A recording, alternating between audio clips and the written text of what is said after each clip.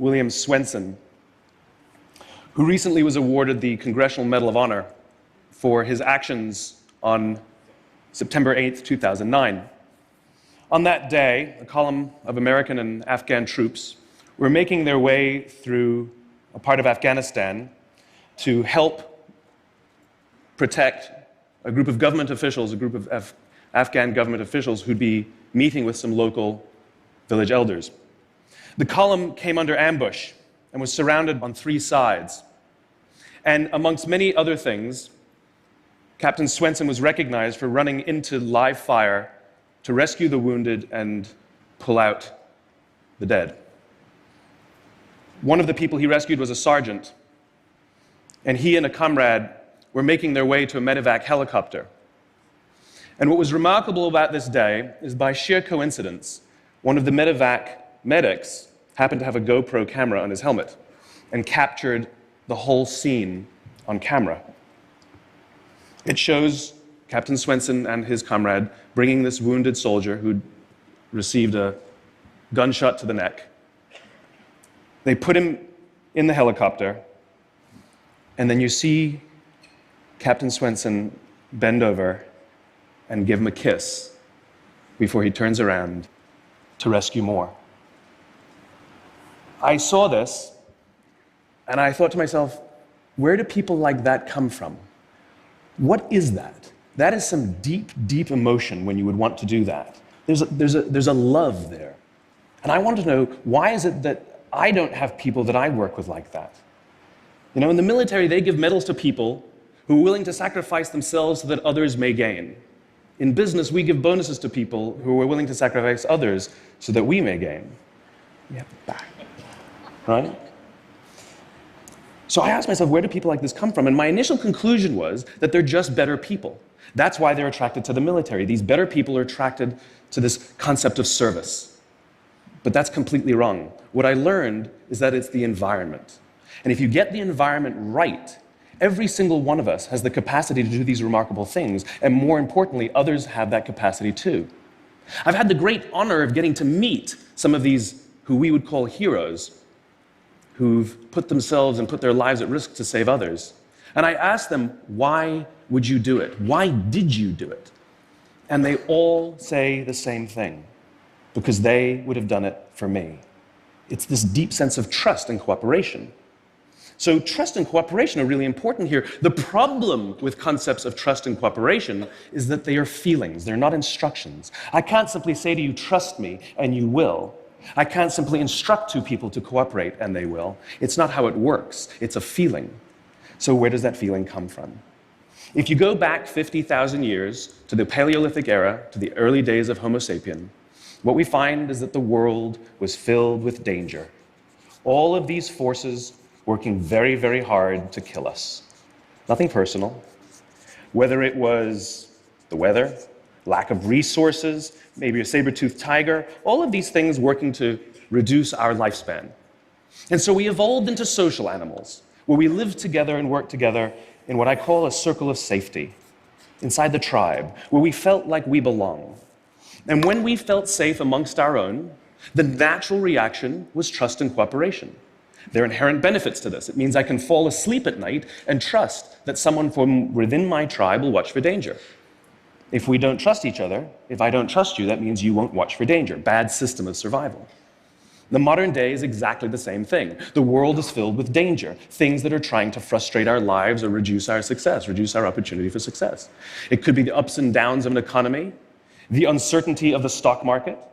It could be a new technology that renders your business model obsolete overnight.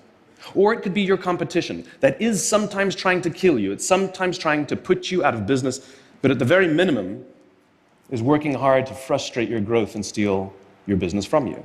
We have no control over these forces. These are a constant, and they're not going away. The only variable are the conditions inside the organization. And that's where leadership matters, because it's the leader that sets the tone. When a leader makes the choice to put the safety and lives of the people inside the organization first, to sacrifice their comforts and sacrifice the tangible results so that the people remain and feel safe and feel like they belong, remarkable things happen. I was flying on a trip, and I was witness to an incident where a passenger attempted to board before their number was called. And I watched the gate agent treat this man like he had broken the law, like a criminal.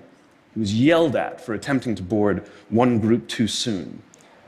So I said something. I said, why do you have to treat us like cattle? Why can't you treat us like human beings? And this is exactly what she said to me. She said, "Sir, if I don't follow the rules, I could get in trouble or lose my job." All she was telling me is that she doesn't feel safe. All she was telling me is that she doesn't trust her leaders. The reason we like flying Southwest Airlines is not because they necessarily hire better people, it's because they don't fear their leaders. You see, if the conditions are wrong, we're forced to expend our own time and energy to protect ourselves from each other. And that inherently weakens the organization. When we feel safe inside the organization, we will naturally combine our talents and our strengths and work tirelessly to face the dangers outside and seize the opportunities. The closest analogy I can give to what a great leader is like being a parent. If you think about what being a great parent is, what do you want? What makes a great parent? We want to give our child opportunities, education, discipline them when necessary, all so that they can grow up and achieve more than we could for ourselves. Great leaders want exactly the same thing. They want to provide their people opportunity, education, discipline when necessary, build their self-confidence, give them the opportunity to try and fail, all so that they could achieve more than we could ever imagine for ourselves. Charlie Kim, who's the CEO of a company called NextJump in New York City, a tech company, he makes the point that if you had hard times in your family, would you ever consider laying off one of your children? We would never do it. Then why do we consider laying off people inside our organization? Charlie implemented a policy of lifetime employment. If you get a job at NextJump, you cannot get fired for performance issues. In fact, if you have issues, they will coach you and they will give you support, just like we would with one of our children who happens to come home with a C from school. It's the complete opposite. This is the reason so many people have such a visceral hatred, sort of anger at some of these banking CEOs with their disproportionate salaries and bonus structures. It's not the numbers. It's that they have violated the very definition of leadership. They have violated this deep-seated social contract.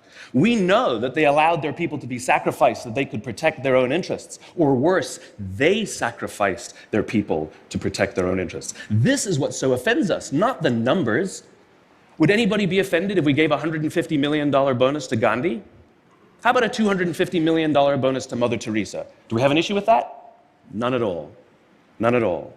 Great leaders would never sacrifice the people to save the numbers. They would sooner sacrifice the numbers to save the people.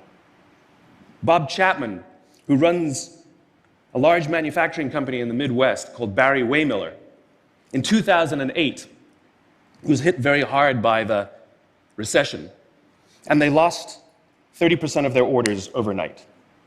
Now, in a large manufacturing company, this is a big deal, and they could no longer afford their labor pool. They needed to save $10 million. So, like so many companies today, the board got together and discussed layoffs. And Bob refused. You see, Bob doesn't believe in head counts. Bob believes in heart counts. And it's much more difficult to simply reduce the heart count. And so they came up with a furlough program. Every employee from secretary to CEO was required to take 4 weeks of unpaid vacation. They could take it any time they wanted, and they did not have to take it consecutively. But it was how Bob announced the program that mattered so much. He said, "It's better that we should all suffer a little than any of us should have to suffer a lot." And morale went up. They saved $20 million. And most importantly, as would be expected, when the people feel safe and protected by the leadership in the organization, the natural reaction is to trust and cooperate. And quite spontaneously, nobody expected, people started trading with each other. Those who could afford it more would trade with those who could afford it less. People would take 5 weeks so that somebody else only had to take 3. Leadership is a choice. It is not a rank. I know many people at the senior-most levels of organizations who are absolutely not leaders. They are authorities, and we do what they say because they have authority over us, but we would not follow them. And I know many people who are at the bottoms of organizations, who have no authority, and they are absolutely leaders. And this is because they have chosen to look after the person to the left of them, and they have chosen to look after the person to the right of them. This is what a leader is. I heard a story of some Marines who were out in theater, and as is the Marine custom, the officer ate last, and he let his men eat first. And when they were done, there was no food left for him. And when they went back out in the field, his men brought him some of their food so that he may eat. Because that's what happens. We call them leaders because they go first. We call them leaders because they take the risk before anybody else does. We call them leaders because they will choose to sacrifice so that their people may be safe and protected, and so their people may gain. And when we do, the natural response is that our people will sacrifice for us. They will give us their blood and sweat and tears to see that their leader's vision comes to life.